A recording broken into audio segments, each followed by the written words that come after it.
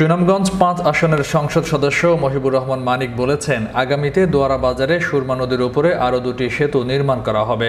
শেখ হাসিনা সরকারের মাধ্যমে দোয়ারা বাজার উপজেলার শিক্ষা, স্বাস্থ্য, রাস্তাঘাট সকল সেক্টরে ব্যাপক উন্নয়ন করা হয়েছে। এই উপজেলার মানুষের স্বাস্থ্যসেবার কথা চিন্তা করে উপজেলা স্বাস্থ্য কমপ্লেক্স বহুতল ভবন নির্মাণ করে ৫০ শয্যায় উন্নীত করা হয়েছে। শনিবার দোয়ারা বাজার মডেল উচ্চ বিদ্যালয়ের মাঠে উপজেলা পরিষদের উদ্যোগে উপজেলায় সরকারের বিভিন্ন পর্যায়ের উপকারভোগীদের নিয়ে আয়োজিত এক মতবিনিময় সভায় প্রধান অতিথির বক্তব্যে এমপি মানিক এসব কথা বলেন।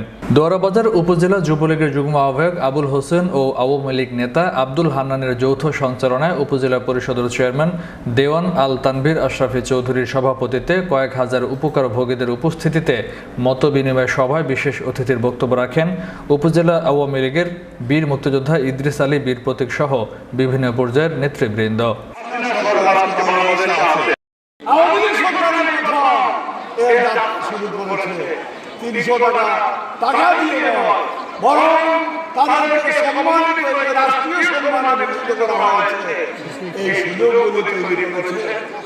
মুক্তিযুদ্ধের নেতৃত্ব দান করে আওয়ামী লীগ এবং আওয়ামী লীগের সরকার আমরা গৌরব করে বলতে পারি, আমাদের মানবতার মা, দেশনেত্রী, আমাদের জননেত্র, দেশরত্ন শেখ হাসিনা কিন্তু ওইখানে এই ১০ লক্ষ মানুষকে থাকার জায়গা করে দিয়েছেন।